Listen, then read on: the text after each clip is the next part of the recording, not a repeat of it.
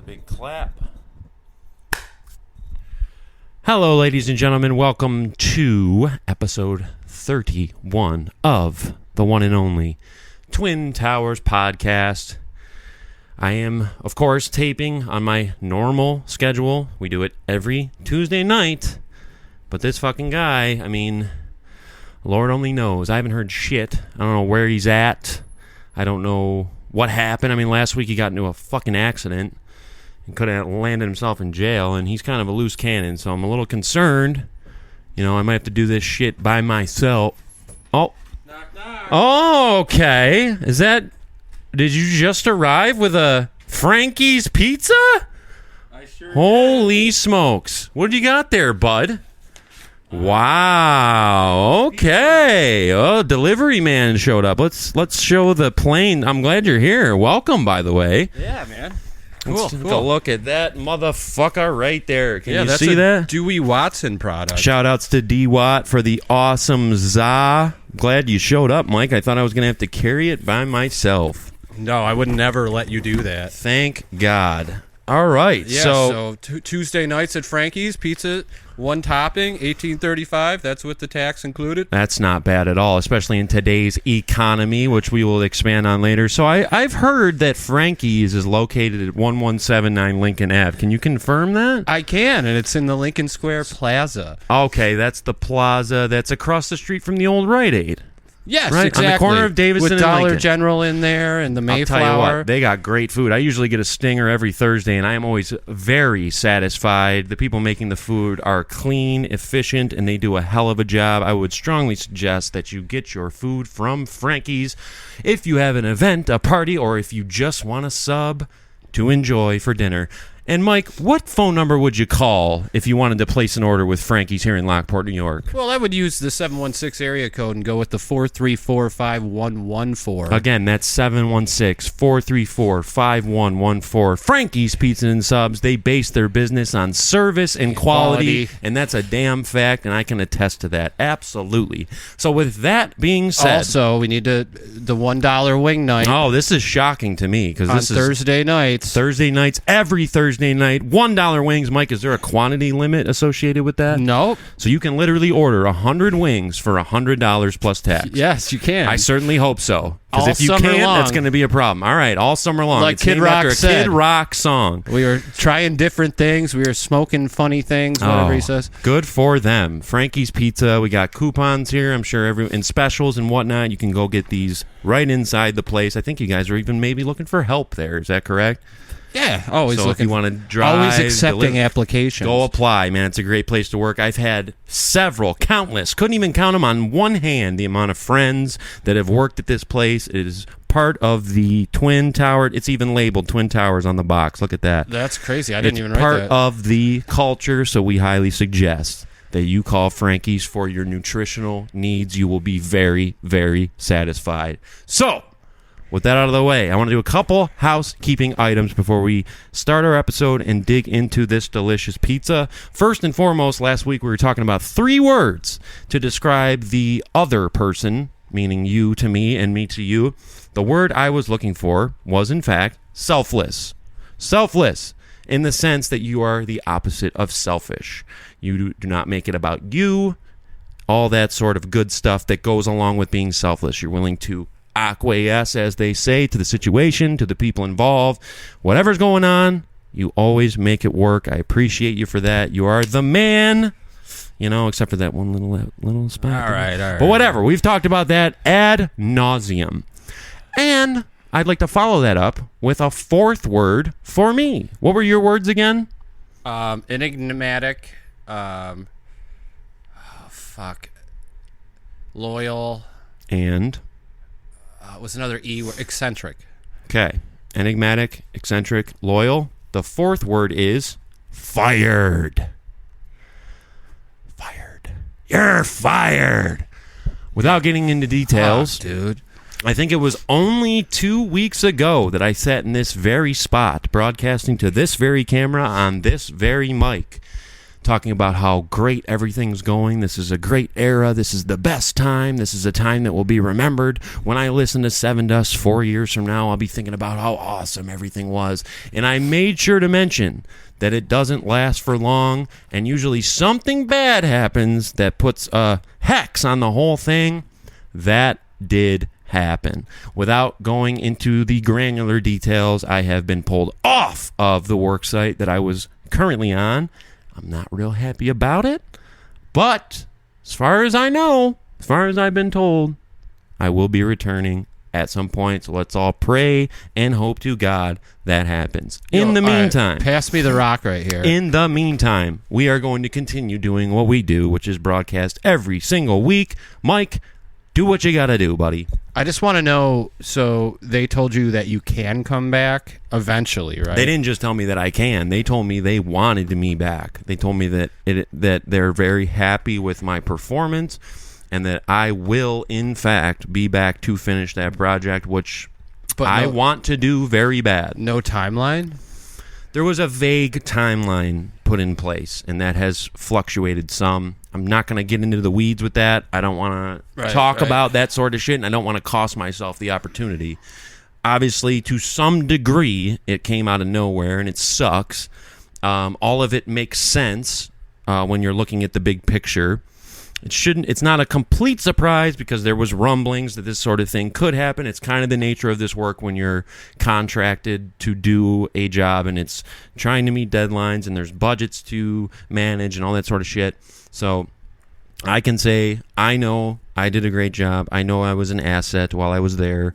I didn't do anything, in my opinion, that led to this other than something above my head, out of my control. It wouldn't do me any good to worry about it and fixate on little things that are out of my control. Unfortunately, that's the way my mind works. That's what I've been doing for the last 4 days straight.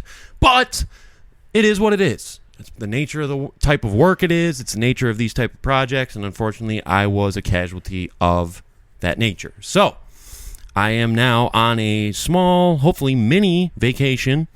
With that time, I am trying to possibly even go down to Florida to visit my lovely mother, Renee Ivino, who is known as Mommy Dearest in my phone. There was talks that maybe you could stay here and hold down the fort and watch the one and only Clarabelle. There's even talk about me staying here. There is talks. There's contract negotiations in place to work that out. I think that Clarabelle trusts you, knows you, understands you, loves you, appreciates you, respects you, would love to have you here. She would, like no one else, to be feeding her treats and making sure her water is fresh. I've done it before, too. You've done it, exactly. You have experience. You know, when I look at your resume and the things you've done, you have experience staying on Spruce, and I think it would be a good fit.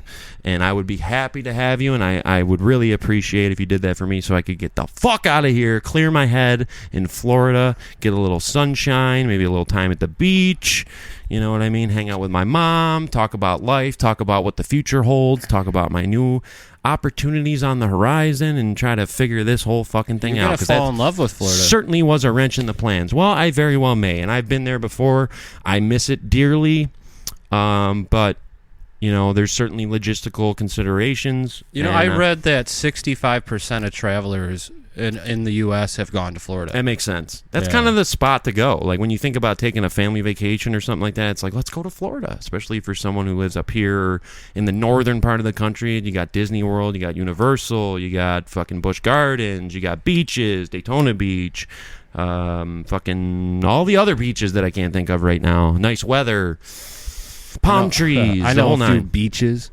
Oh, me too. I know a lot of them. Speaking of beaches, where my beach is at, as Colton Fago's t-shirt used to say in 9th grade, where my beach is at, I found myself this weekend at the Diane Mulvey Dance Academy recital at the historic Lockport Palace, which, by the way, is a beautiful theater. I don't know if it's been renovated recently.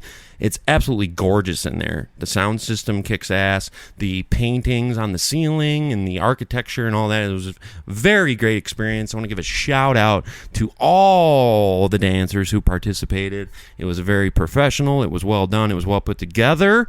I was I won't say I was dreading it, but I was a little concerned that it would maybe be boring for me on some level, and maybe I wouldn't enjoy myself, I had a fantastic time. It was very fun. I was able to go with Brian and his family because he had a niece dancing in the recital as well. Very professional performances across the board. All the girls looked like they were working very hard. I was very impressed. In fact, I'm even inspired, and you can do this with me if you want, because there is a void. I watched all the performances. There was a specific void for like a mid to late 30s male demographic with swag. With swag, 2 Qs. You went in with swag? I really do believe that I may, in fact, sign up for a dance class next year. Did you break dance when you were younger? I did not. I did perform at the recital one time because when I was boxing with Abdallah's, we used to go do what's called demonstrations, where basically they'd take 3 or 4 of us and we would go do like routines on the pads. Like he would hold the pads and we would memorize like combos. I remember one of them was like, it would start with a body shot that I would block, and then I would go uppercut, cross, hook, duck, boom, boom, boom, boom, boom, and kind of like you see Mayweather do with the pet. Not as good, but kind of like that. You memorize a combination. It's kind of like memorizing a dance, actually. And one year, for all you ladies out there that have all your VHS tapes of your performances, it was either 99, 2000, or 2001. I'm going to guess 2000. That was my most active year at Abdallah's. If you pop in that recital tape, you will find me putting on a show in a very masculine way, boxing. Furthermore, one of those same years, my parents, because we were so closely linked with the DMDA family tree and that whole lineage, they signed me and Carson up to dance, and at that time they had a full class of guys. It was about 15 guys, and we were memorizing a dance routine and choreography to the Mortal Kombat theme song, which would have potentially been very cool. I don't see how it turned out, or I didn't see how it turned out, but I ended up quitting because it was interfering with my boxing activities in my school, and I didn't like the vibes.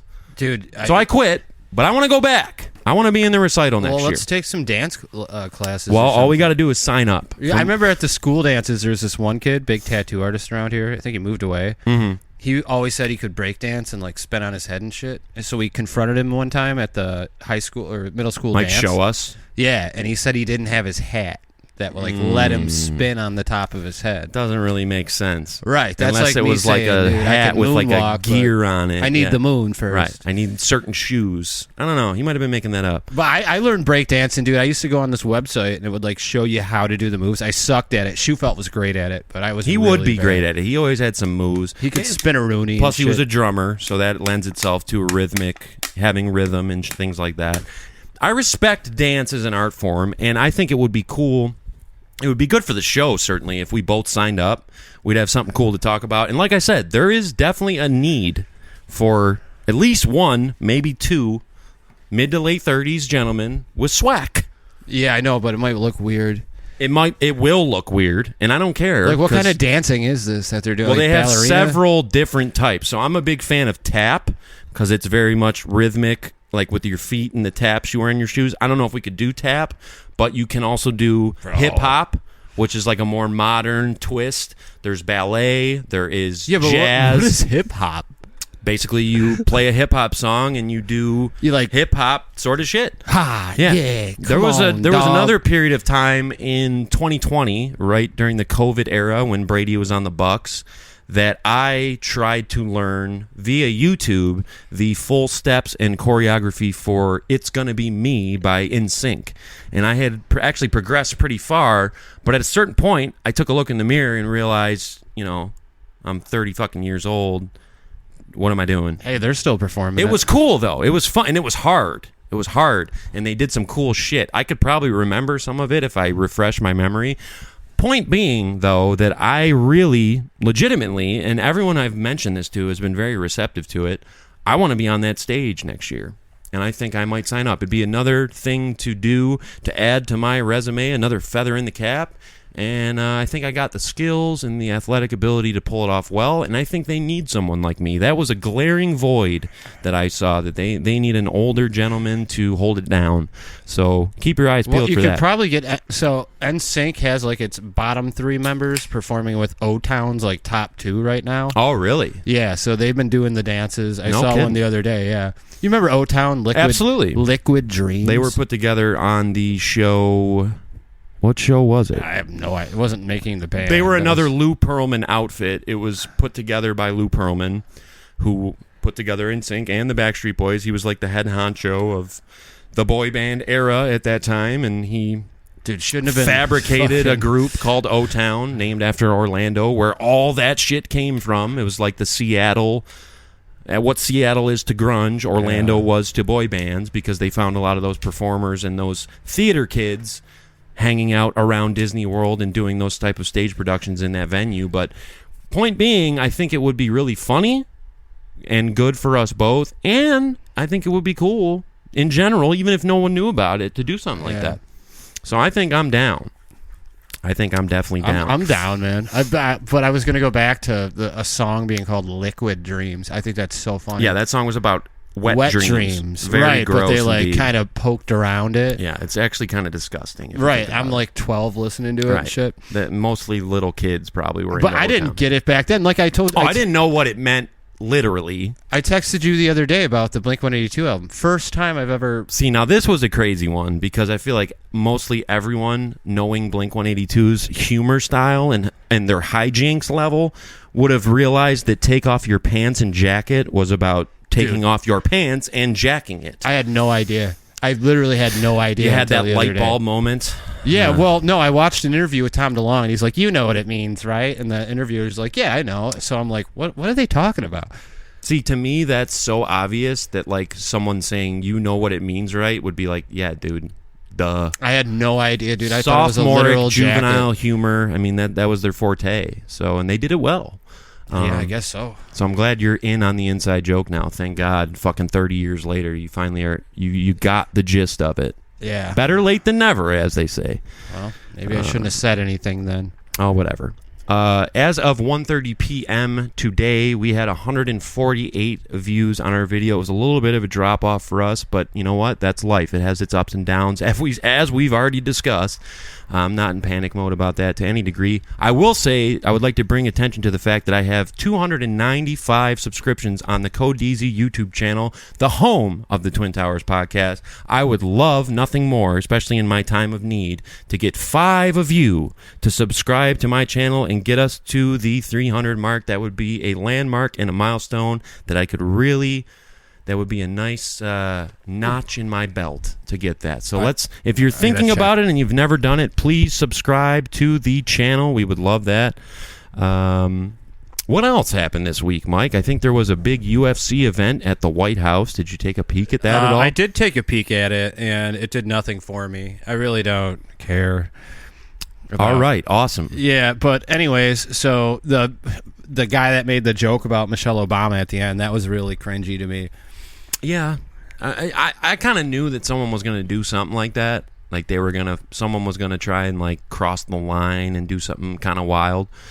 I enjoyed the aesthetic of it. It was very much... Yeah, it was super cool. Like, the stage was cool. I liked how when they were walking out, that they would come out of the White House and they'd be with, like, a Navy guy or, like, a Marine. I don't know what they are. I don't know the distinctions. But, like, they'd literally come out of, like, the lounge or the ballroom of the White House. It was presented very well.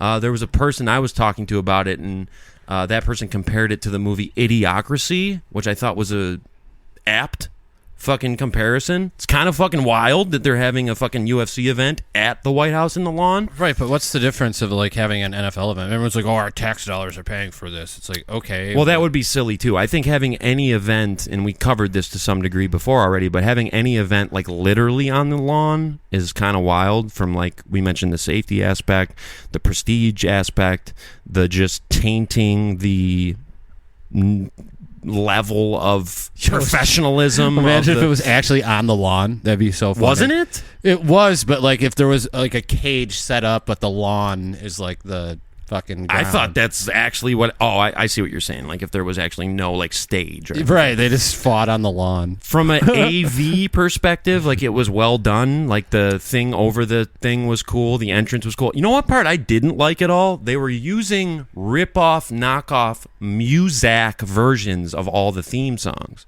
Yeah. I would have thought that an event of this magnitude, UFC Freedom 250, would have paid for the rights. Like one guy came out to The Boys Are Back in Town, and it was like a karaoke version performed by some random cover band. That was kind of lame. And then another guy came out to yeah. And it was like a lady singing it. It's like you would think that with this being at the White House and being such a big event, and with the amount of ads they read, that was driving me fucking nuts. They were reading so many fucking ads. Also, does Dana White need to physically be in every ad? Like, it's a Dodge Ram ad, he's driving the truck. It's a fucking Sonos ad, he's listening to the speaker. It's a fucking beer ad, he's drinking the beer.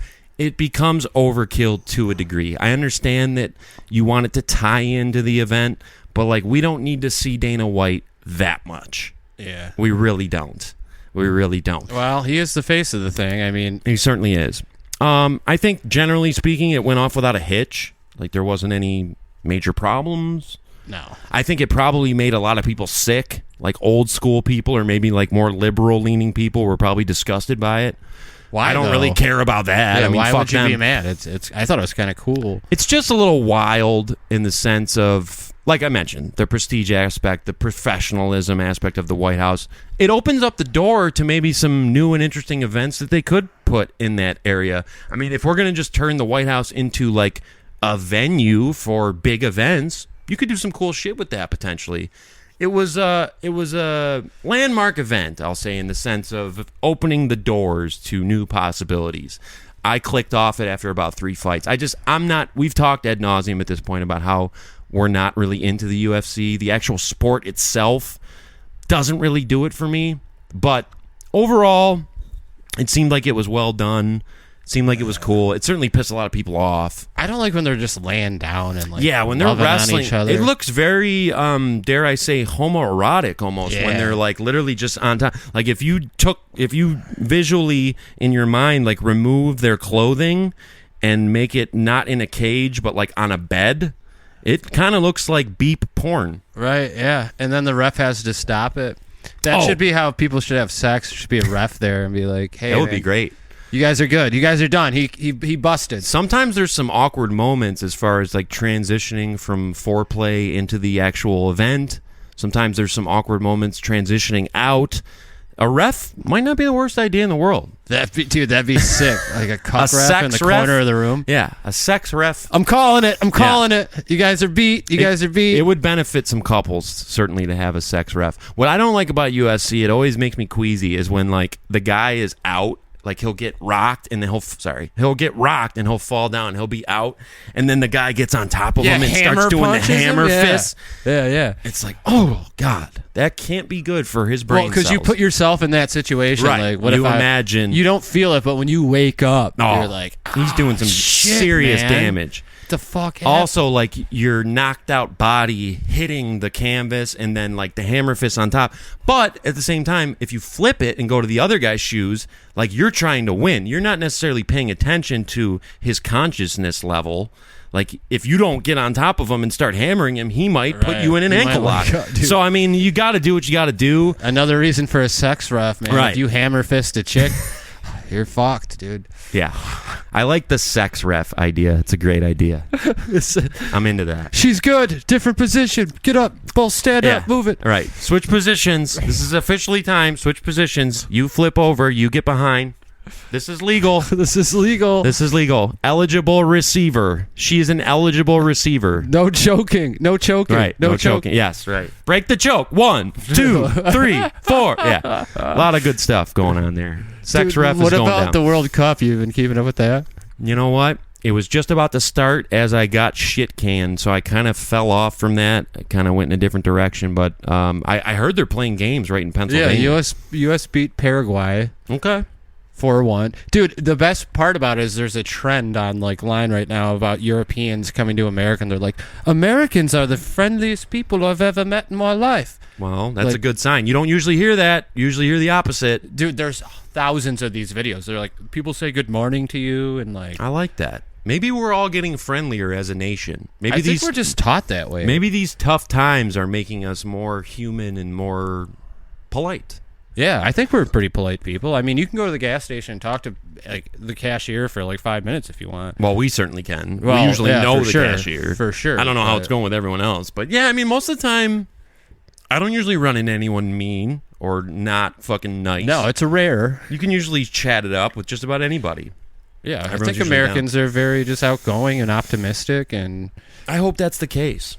Americans, weigh in below in the comments. Let us know. Are you outgoing and nice and cool, or are you a dick? choo choo. We would love to know. Almost forgot my catchphrase. In other news, the one and only legend, Nathan Peterman, retired. Oh, So I'll say our condolences. We're never going to see him on the field again. I will say a couple things about Peterman. Obviously, we've covered before his legendary game against the Chargers when he was the Bills quarterback. But also, another footnote for Nathan Peterman's career, the absolute lowest rated player in Madden that I've ever seen. what was he rated? 49 That's overall. insane, dude. I didn't even know it went that low. When I saw it, I was like, there's no way that's right. Dude, 49. That seems like an insult to me. That you shouldn't even be. I mean, give him a 60. Right. You don't have to make it that low. Right. That's like when you switch a punter to quarterback. And you're right. And even then, when you do that, it's usually high 60s, low 60s. I've never seen anything in the 40s until I saw Nathan Dude, Peterman. I watched a scout the other day from the Chargers talk about that Peterman 5 interception. I'd hit. like to see that. Oh, he was What did like, he say? He was basically like, yeah, Tyrod got hurt or they benched him or something. He didn't get hurt. No, they benched him. They Right. benched him. And then he was like, okay, so we only had a couple days to prepare for Peterman. So It was even more in Peterman's Yeah. favor. So I don't know, he talked about all the interceptions and he was like, dude, I felt bad for him. Yeah. Well, Like, everyone did. The That's a scout on the Chargers is like, dude, get him out of the game. natural reaction. And that's how I felt, too, watching it. It's like, Jesus Christ, dude, this is embarrassing. Dude, the worst part is I had his back for like you did, but a little bit. And then after like interception 3, I'm like, all right, fuck you had it. his back. You had his back in a naive way. You didn't really know. Just because he was white. It was a question mark. Nah, I'm just you joking. didn't really know what he was bringing to the table. So it was kind of like, well, maybe it will work out. Like, you had his back. Dude, you knew by the ears, bro. No, I know, but you had his back in an optimistic way. It's not like you really knew that much about him. It was just like, who knows? Yeah, for like a day, I thought he was the new Kelly. And no one could have possibly predicted how much of a train wreck that was really going to be. I mean, that was borderline comical. I still, to this day, have never seen anything like it. I mean, none of them were his fault. None of the picks. Right, of course. We'll never see anything like that again. I mean, and I do feel like that Chargers game fucked him up so much mentally. It ruined his career. It tanked his career. Gruden tried getting him like back on track. Remember? No one should have. No, I don't remember that. Gruden signed him with like Oakland and was like, I love Oh, yeah, Peter. I remember when he was on Oakland. So I do remember also the following year, I think the Bills were playing either the Cardinals or the Texans. Those are the two teams I have in my brain. It was towards the end of the game. There was maybe like 4 minutes left, and Peterman threw an absolute dart right on target. Touchdown Bills. He either tied the game or went ahead or whatever. And I was like, get him out right now. Get him out Yeah, that's right it. now. That's his only Take thing. him out right fucking now. Because this is only going to end poorly, right? So the other team gets the ball back. They don't score, whatever. They punt it back to the Bills. Bills are backed up in their own red zone. First play, pick six. Ruined the great dart that he threw, and now he's going to have even more PTSD. So, like, that guy was cursed. He should have never he's like been. a war veteran, dude. Really, though, imagine the PTSD. Like, when he sees if he's out to dinner with his family and he sees someone with a Chargers hat, Oh, God, yeah. I mean, he's seeing flashbacks of he starts picking up the napkins and throwing them to the guy. They catch him, no problem, run him back. I mean, it just was horrible. That guy should have never been put in that position. That was pure negligence from the coaching staff. Dude, they put this whole hype up video of him. Like, Oh, I before remember that. I remember Yeah, that. like He's running out of he's the like spinning darkness. the ball. Yeah, yeah. Kind of looks cool, actually. Dude, there's no way I'm throwing 5 interceptions at half. Me. And I can barely throw a spiral. Well, right, because at a certain point, once you've thrown 3 picks in 5 passes, like you would stop throwing it down the field. Yo, can we just hand it? Right. Hand Can it we off do here? HB dives? Like, can we just not? I don't want to throw it up because I remember there's one play where he's like kind of running out of the pocket and he gets fucking blasted and the ball just kind of like pops up. The It's like Chargers game? Complete Yeah. duck. Chargers guy catches it like a punt, runs it. It's just like everything. Dude, I would have went wrong. faked an injury. I don't know what this guy eats or like thinks of, but Well, let's to me, be I'm like, honest. fuck, my shoulder, like shit, my arm's been hurting the whole game. He gets That's credit. why. He gets credit for having balls and for Balls. He gets credit for throwing balls to the other team. To the other team, yes, but he gets credit for like being brave and being put in a not good situation and continuing to just go out and embarrass himself. Was and that McDumbass? Yeah, it was McDumbass. Yeah. I mean, Peterman with a 2. That's like a punchline forever in Bill's history. When I sent that to the one group chat I'm in, they were like, they did him dirty by not putting him in a Bills jersey for his retirement photo. I agree. I think that his career with Buffalo, that's his era. No, dude. That's his you era. can't retire with the jersey where you threw 5 picks and a half. Dude, he was on average for 10 interceptions in a game. To be honest, dude, and take this how you want, he's a fucking Buffalo Bills legend. I guess. Like, legend in a bad way, but he is a legend. Like, that, to me, that will never be forgotten. Well, he's not like Scott Norwood level. No, he didn't do anything that catastrophic, but at the same time, Norwood was kicking on grass from 40 some odd yards away. He was only like, I think 50% from that range on grass for the year. They shouldn't have really expected him to make that, but at the same time, if he did, that changes the whole history of the Bills. Like, Bills probably get 2 Super Bowls. everything out of that it. happens after that is completely different. And obviously, you didn't know that at the time. That's got to be a lot of weight to carry around, though. Now all he is a street in the woodlands. That sucks. You ever see Buffalo 66 with Vincent Gallo? I don't think so. It's a good movie. It's kind of based around that event. So, like, it's shot in Buffalo. It's actually a pretty cool movie. And it's about this guy, Scott Wood, who misses the big kick. And, Nice. Gallo, like, places it. What's the girl's name with the big eyes? She was in, like, Now and Then. And Christina Ricci. She was married to Owen Benjamin at one point. What? Really? Christina Ricci, yeah. She, real short girl with, like, big-ass eyes. Yeah, I know. She played Wednesday Addams. Yeah, she was in Casper, I think, or something. Or yeah, that was what it was, the Addams Family. Something like that. I don't know. She was a big child star, and then she went on to be in other roles. But she was in this movie with Vincent Gallo called Buffalo 66, and it's about this guy who's, like, down on his luck, and, like, he lives in Buffalo, and I suggest anyone watch it that's from this area. It's a well-done film. Sounds it's kinda like every guy in it's this like area. it's like an artsy film. Vincent Gallo kind of reminds me of Levi, sort of. But, like, he kind of, like, dresses like a fucking hipster guy. It's a sick name to have. He's cool. He's a cool guy. It's a good movie. Like, it's well done. I suggest anyone from the area watch. I'm sure y'all already have because you've heard about this, but Buffalo 66 is up there. It's a good one. But it's all based around the Scott Norwood tragedy, and it was well done. So I want to go to the movies soon.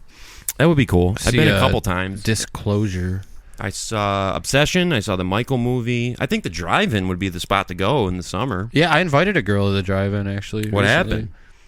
She's told me, she's down. She'll let me know her schedule. She's a nurse. So. All right. Well, you let me know when you guys are going. Maybe I can tag along. Yeah, that'd be cool. That would be fun. I don't know what I do with somebody I haven't met. I haven't been to the sit there. drive-in since we saw Metallica in 3 Days Grace on my birthday, which was awesome, by the way. That was like COVID times. Like, they were doing drive-in concerts. I mean, it was a weird time in life, but It was like the first time I saw a lot of people gather. yeah, together. it was fun though. We had a Been a good while. time. They kind of rocked it.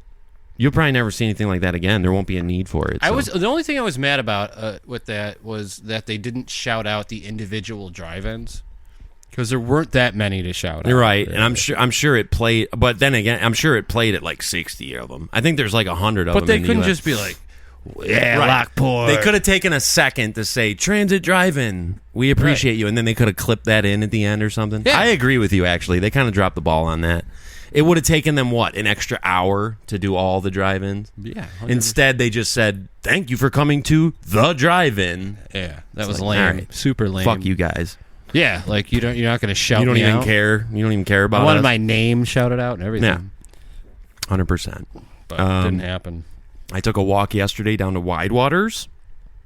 Had a pleasant experience down there. Did you talk to Jay down there? I didn't see him down there. I was looking for him. I wanted to connect with him, and I texted him after the fact, and I just said, I went down there finally.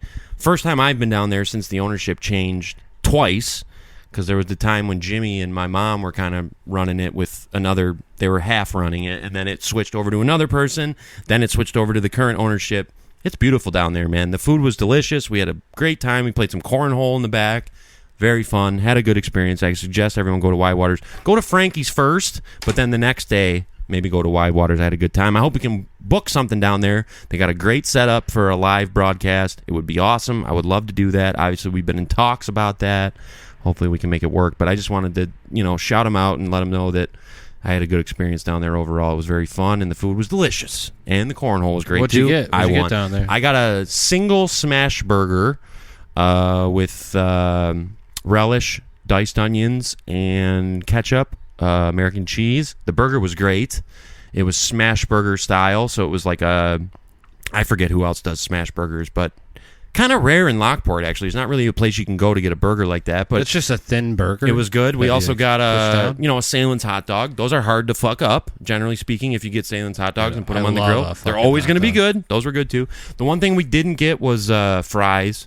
I'll go back and try the fries. We got a peanut butter milkshake, which was very good. Not my choice, but I did try it. It was very good.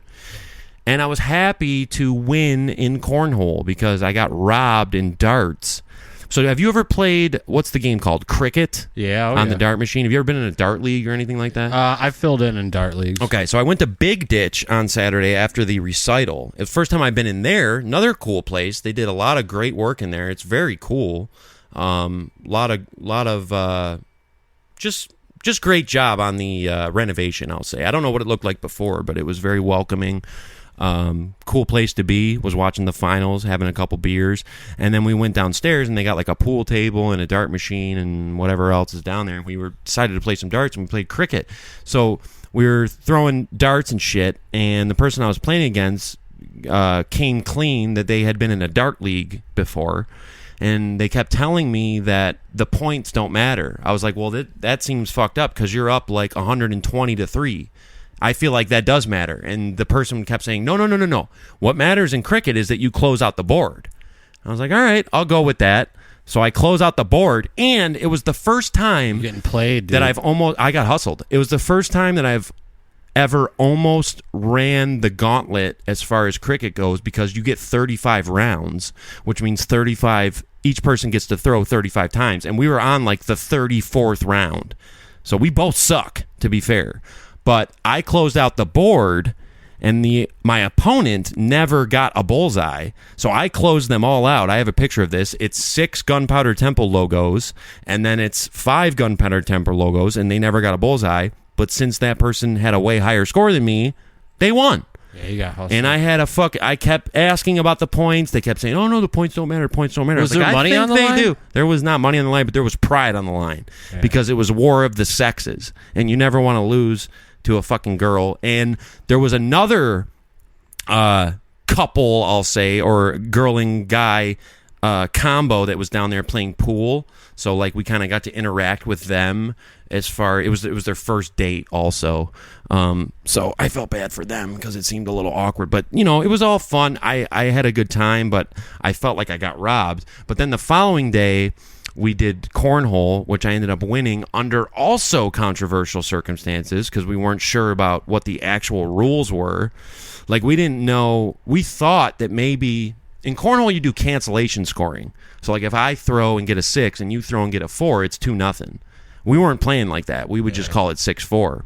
And I thought for sure, and my opponent agreed, that if you go over 21, you go back to at least 17. Yeah, there's a cutoff where right. Yeah, you have to get exactly 21 because that adds some strategy to the end of the game. That adds some tension to the end of the game. If you only have 2 points left to get, you can't throw it in the hole. You got to land 2 on the board. Makes it a lot more exciting.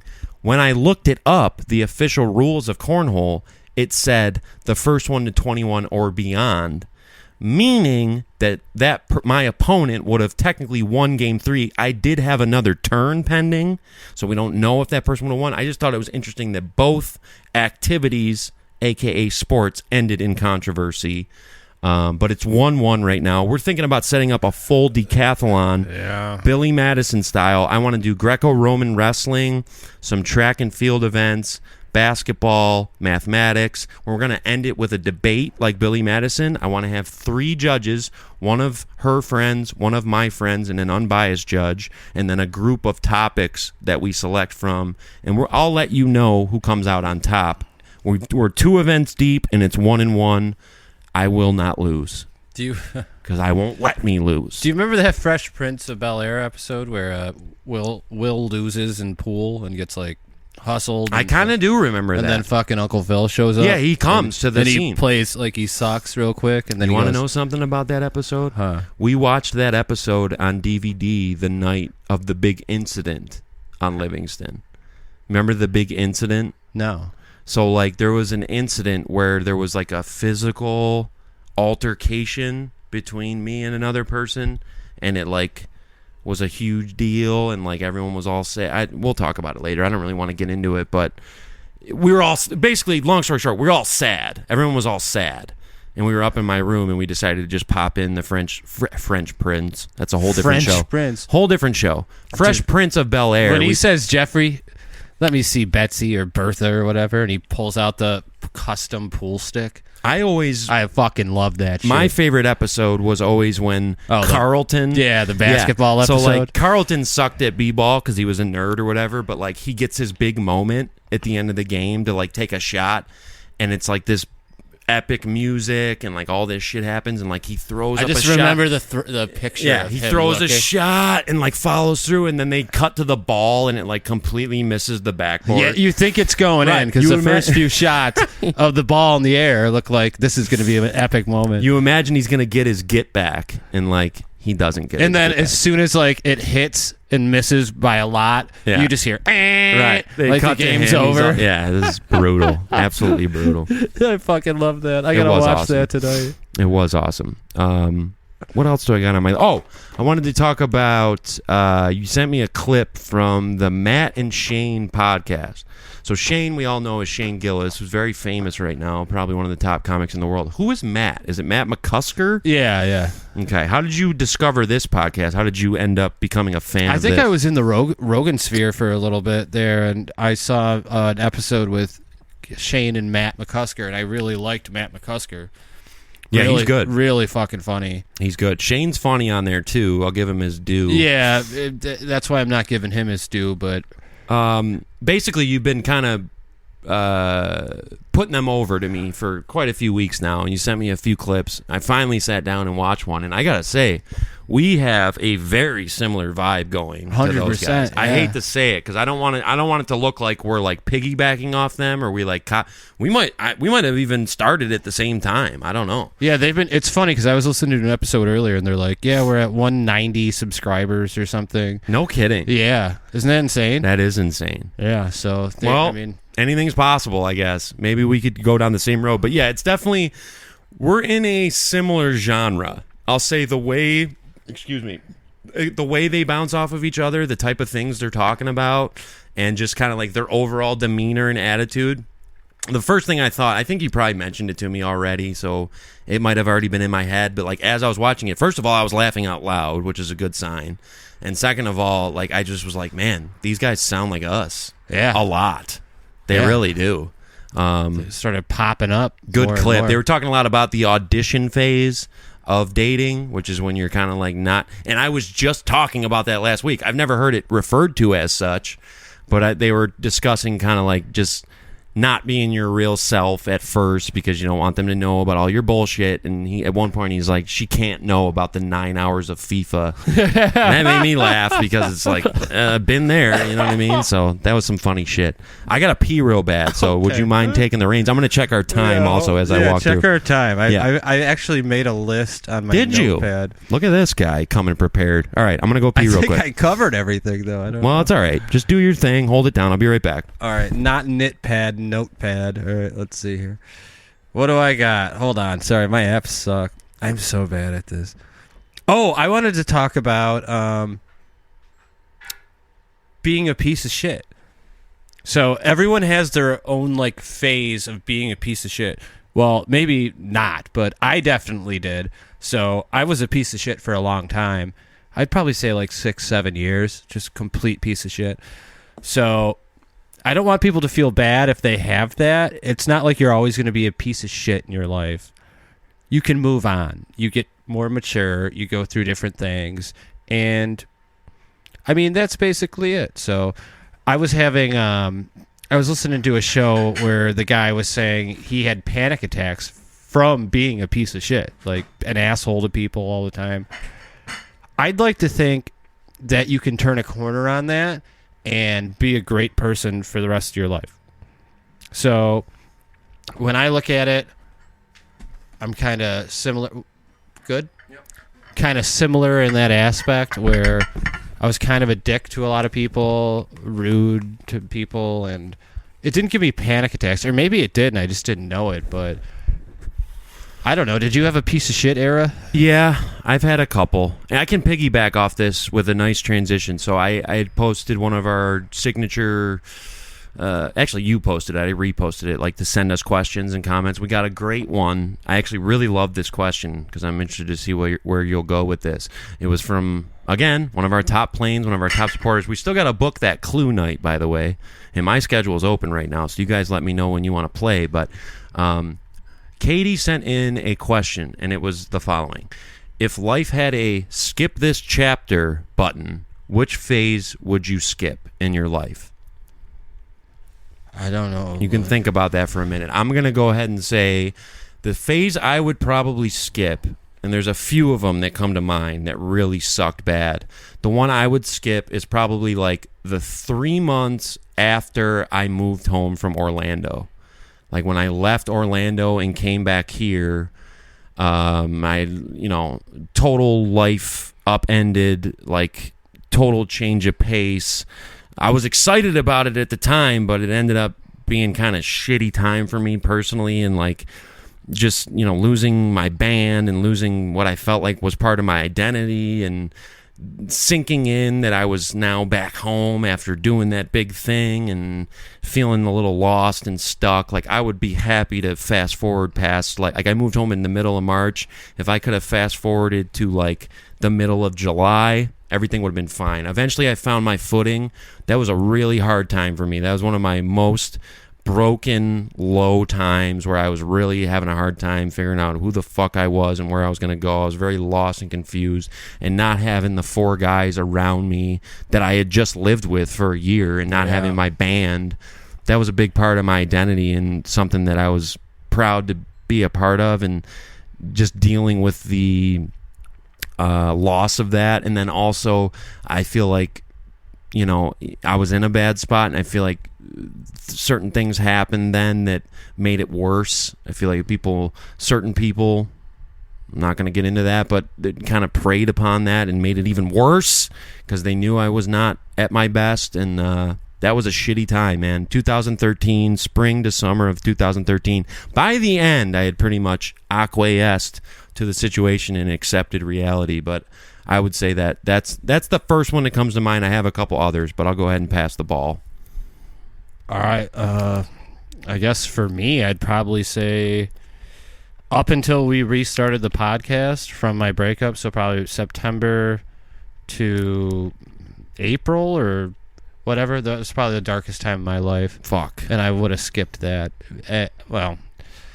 Yeah, that was awful. That sucks. Like I said, I was crying myself to sleep every night. Jesus Christ. Yeah, I mean, I'm going to be honest. You should be honest. That's how. And we appreciate the honesty. Every single night. There's nothing to be ashamed of. I fucked up. My family's gone. I hate this. Yeah, my problems were much. I mean, on the grand scale, they were much smaller. It felt like everything to me at the time.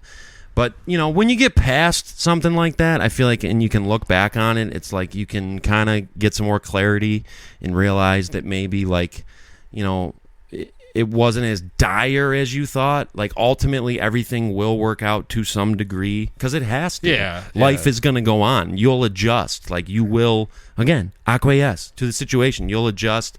Things will work out. When you have a big change like that, it does take a toll.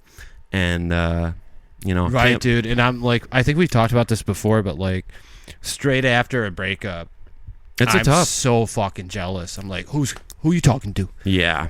Who's that in your phone? You know, it's like not my business anymore because we're not together. It still kind of is. I'm kind of the opposite. Like when I have that split happen, like I detach. Like I don't look at any of their shit. I don't try to follow them. I don't try to stalk them. Like I up my game, bro. I pretend like they're dead. That's usually how I deal with that. Like when we're together and we split, you're dead to me. I don't know you. I don't want to see your shit. I'm going to mute you on everything. I don't care about you. I'm going to move forward as if you died, only not grieving you or thinking of you in a good light. I'm just going to pretend, not even that you died. I'm going to pretend you never existed. Well, I can give you some tips. I can give you some tips for sure because I've done that quite a few times at this point. But that would be one. Another one for me would probably be... Let's see here. I would say, I don't know. That's the one that jumps out because I was real bad at that time. Real bad. I was having like anxiety. Oh, there's a good one. My very first panic attack, the first one I ever had. I was in Florida. I had quit. So I used to be a big pothead in high school and shit, and most of the beginning of college. And at a certain point, it kind of flipped where it started fucking. That's just your headphone cable. Pop it. It's all good. I can pop it back in here. So at a certain point when I got to like my it was early 20s. I was like 20, 21. It stopped kind of like working for me. Like it started making me more anxious. So like I decided to quit. And I had quit for like over a month. Like I remember hitting the 30-day mark.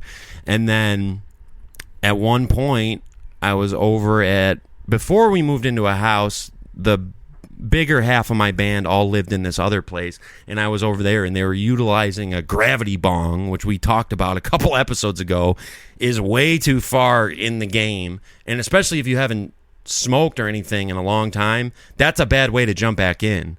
But I was like, you know what? Fuck it. I've quit for over a month. I can do this, and I took one, and all of a sudden, my heart started fucking beating. I felt like I was going to fucking die, and I've never felt like that before. And I didn't have the awareness or knowledge of what a panic attack was, so I just thought I was having a heart attack. So I ran into the bathroom, and like I pulled out my phone, and somehow via pulling out my phone, it played Stone Cold Steve Austin's theme music. And that basically saved my life because like hearing that brought me this like comfort that I can't even really verbalize or put into words, and it like chilled me the fuck out.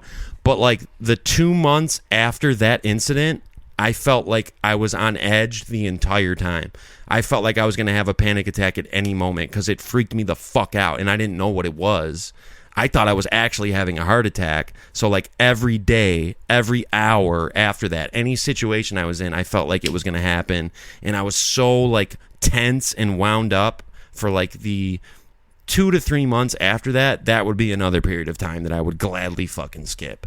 Let me flip that question though. What's another chapter, if you could, if there was a rewind button that you would live again?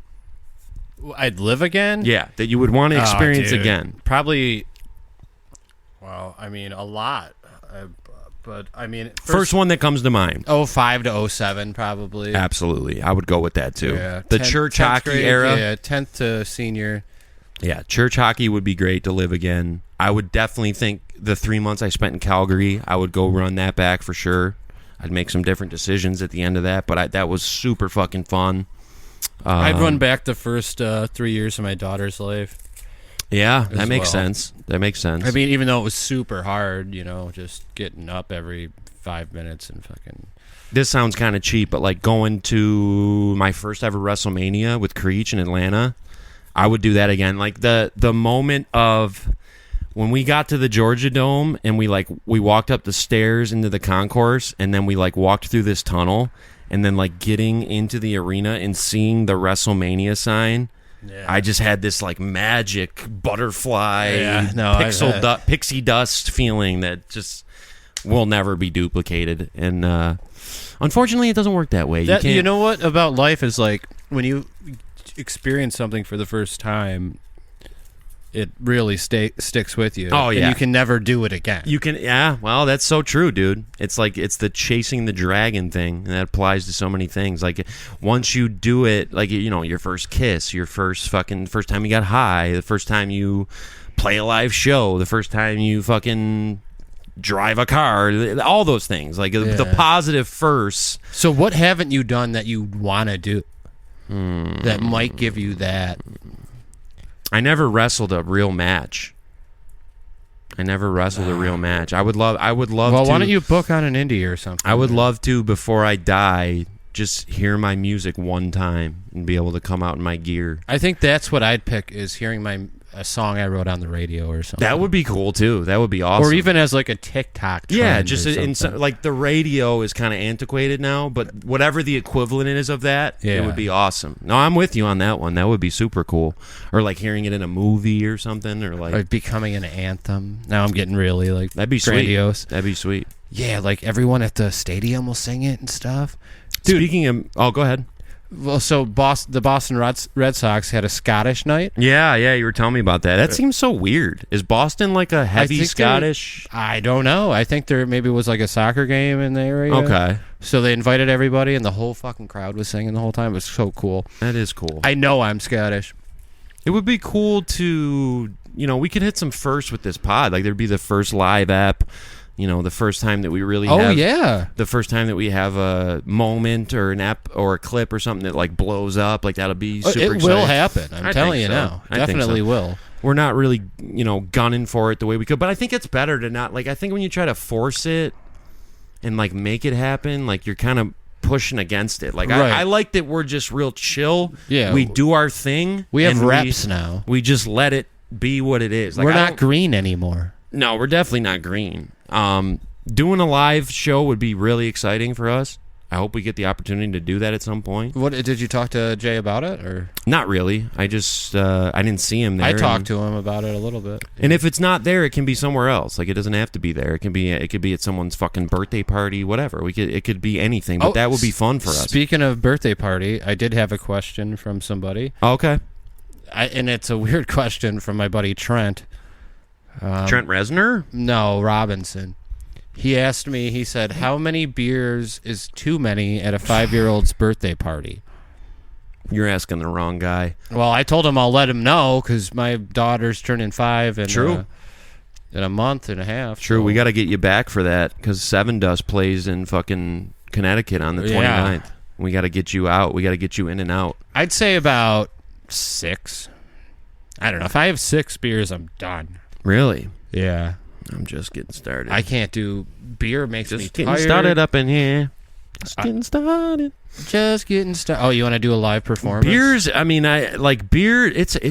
I'm gonna say this, and it's gonna be very alcoholic adjacent, but it's hard. It's honestly hard for me to get drunk off beers. It's hard.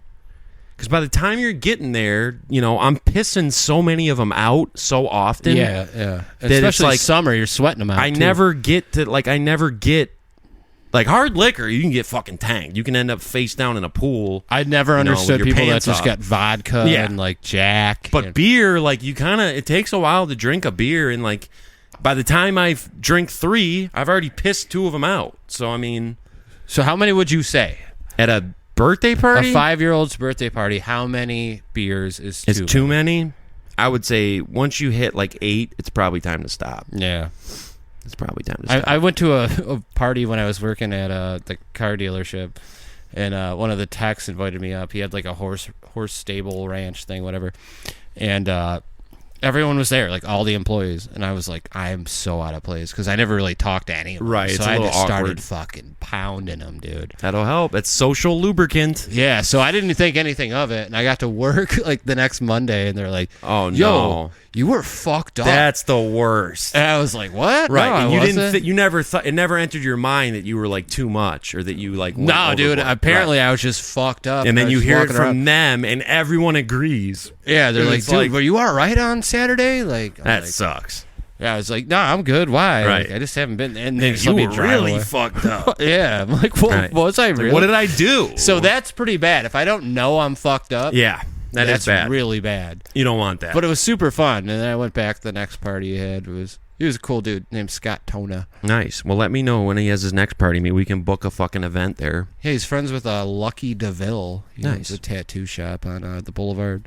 I would say, and this is going to sound alcoholic adjacent, but honest to God, usually if I'm drinking just beer, I never really feel like I'm not in my right mind. Like, does it make me more rambunctious? Yes, it does. Does it make me more of an asshole? Yes, it does. It turns the volume up. It turns the heat up. But I don't ever feel like I'm not going to, like, face plant into something. I'm not going to start fighting people. Yeah, I've only been drunk like that, like, maybe 4 times. It's hard to do with beer, dude. It really is Yeah. hard to do. Because, like I said, you're pissing them out. It takes a while to drink them. Usually before you get drunk, you just start feeling like shit, and it's like, all right, I'm done. Like, I don't want any more. Like, Yeah. they're grossing me out now. I've had it. Remember the feature we had on Blowing Up for the Playmakers? Yeah, Jordan. Yeah. I remember him talking about how he was allergic to beer at one point. No kidding. Yeah. Oh, I don't know if that. he still is. But. Well, there's probably like some sort of like gluten or like wheat or like something. Barley? Yeah, something. He's a great guy. I wonder what he's up to now. Should we do a prank, by the way? He did a hell of a job. That's on you. That's your gig. So All right, let me think of I was something. going to I had one more thing to say, and then I wanted to do a taste test of this pizza. All right. I do want to show you guys if I can get a shot of this. I don't know how it's going to work out with the focus and all that, but again, thank you, Dewey. This pizza looks fucking great. I'm going to try to not fuck it up, but if you look at that right there, you can see that is for us. And we certainly appreciate Frankie's and everything they do for us because they've been a mainstay around here for many, many years, decades at this point. Even before I knew all the Frankie's guys, me and Tyler and Jed and all, we used to ride our bikes there and get slices. Frankie's is a huge part of my life, and it will be for several years to come. Let me see. I got a spam caller the other day. Let's see if we can. All right.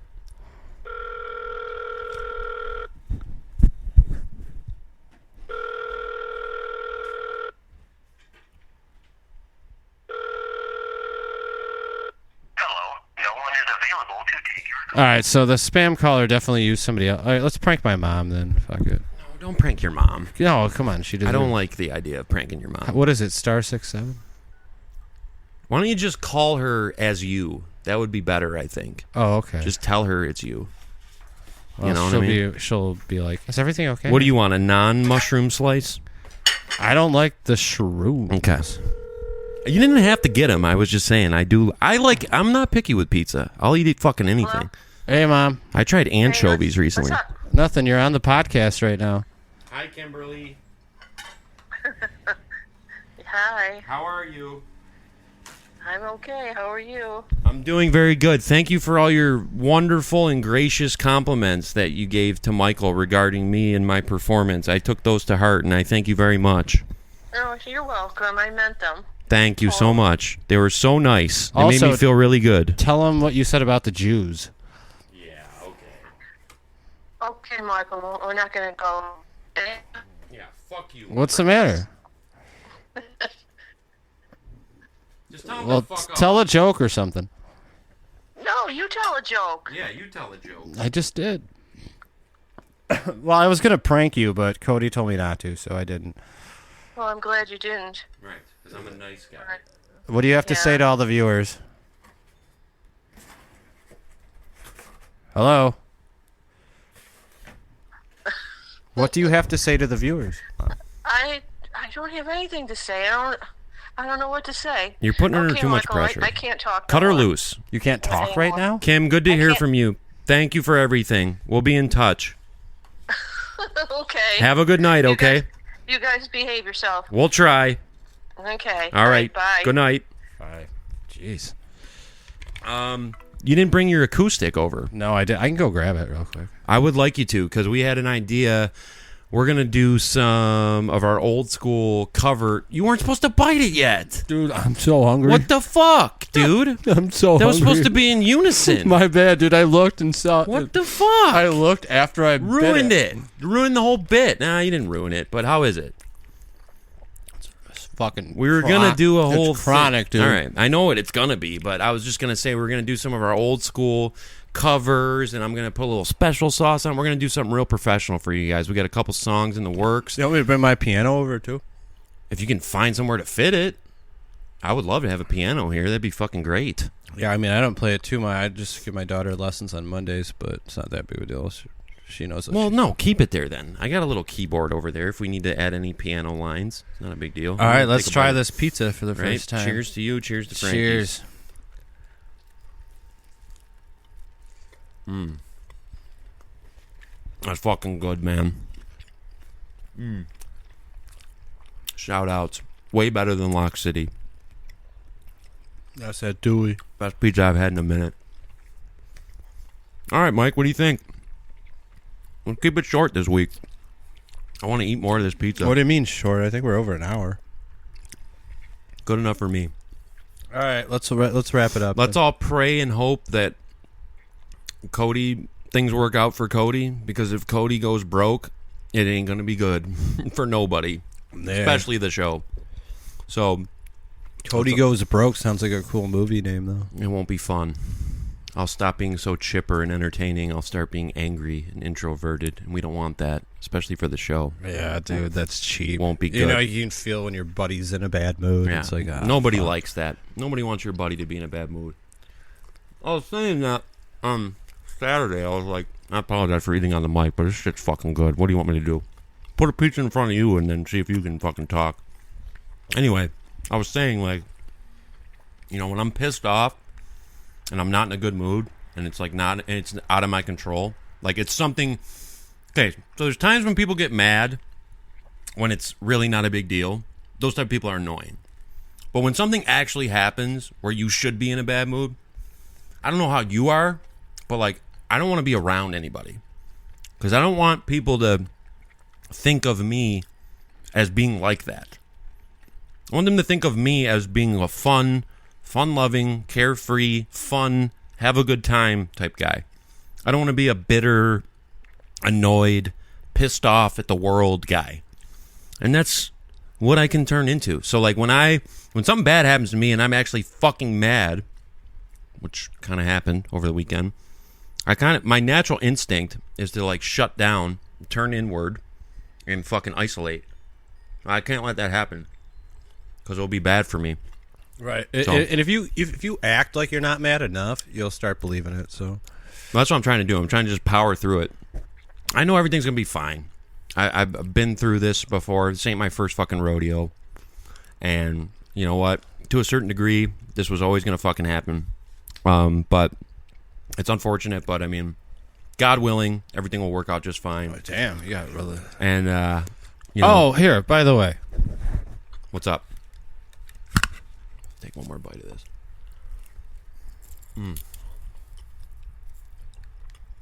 What's this for? that's for you. I can wear this? It's yours now, buddy. I can keep I got this? another one. Yeah. I can keep this. Are you You sure? can keep that. Yeah, 100%. I will feel bad taking this. No, keep it. I got another one. Are you sure? Yeah, I bought another one. You swear to God? Yeah, 100%. I meant to give it to you earlier. Man, that's really nice. I hope it fits around my head. No one said anything at all, which I was surprised by. But the reason I was wearing a rosary over my fucking head last week, aside from the fact that it looked really cool, was the fact that it didn't fit over my big-ass fucking head. I couldn't get it over my head without breaking it. So hopefully this one fits over my head. Got big brains, dog. I appreciate it very much, man. Thank you so much. No problem. Oh, Jesus. I just dropped. Oh, Jesus. Oh, Jesus. Thank you so much, Oh, dude. Jesus. I appreciate you. I appreciate all the planes. I appreciate everyone in my life. I appreciate the show more than anything. This is important. Let's keep this fucking train rolling. 30, not necessarily the reception that I wanted and expected, considering that we had a major fucking incident that I thought would We didn't clickbait him enough. Yeah, maybe not. And I actually appreciate you not doing that. Well, we're past that now. Because I didn't want you to put, like... I get it. You were in a tough spot last week, and I think I said it last week, but I appreciate you, like, talking about that. That must have been a little weird. Probably felt weird about that. But I was on my Gordon. I appreciate you very much. And we love you. We respect you. We appreciate you. We pray for you. And we hope you do the same for us. Please comment below. Please like the video. And please subscribe to the channel. We are going to enjoy this pizza. Enjoy our Tuesday night. It's probably Thursday now when you're watching this. But it actually might be up sooner.